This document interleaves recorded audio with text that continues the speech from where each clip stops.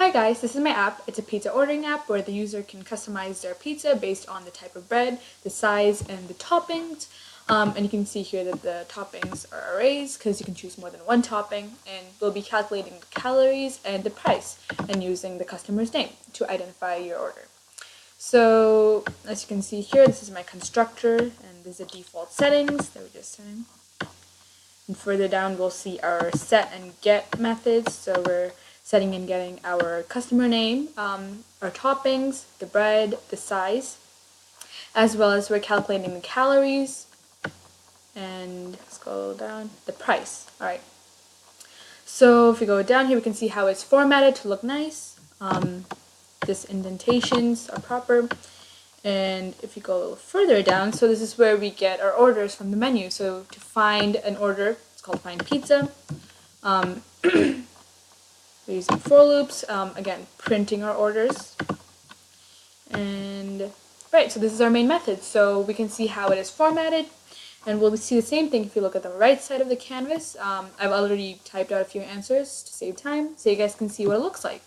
So let me just quickly scroll down to show you guys how everything's formatted. And go down, and so you can see over here it says if the response equals to 2 or 1 or 3, right, in order.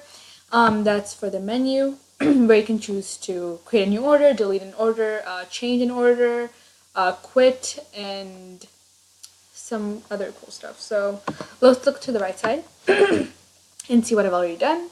So it says welcome to our pizza orders app. You need to order our pizza. So how many pizzas do you want? I said I want 2. And then the first buyer's name I said was Sam. I chose Italian bread, medium sized, and olives and cheese for toppings. And then I got my calories and my price. And then my second buyer was Bob, and again I chose different settings here, and I got the same. I got different calories and a different price. And I chose to delete a order, and that's choice 3. And then I decided to delete Sam's order. And so once again I printed the orders, so now I can see all orders is only Bob. And then I chose to search for an order, and I searched for Bob, and I got his information right below. And then I chose to modify an order for Bob, and then I chose to modify, as you can see, choice 2. I chose to modify the pizza size from large to medium, and then therefore I got a different price, and I chose to not modify anything else and go back. And then I created a new order by choosing 4.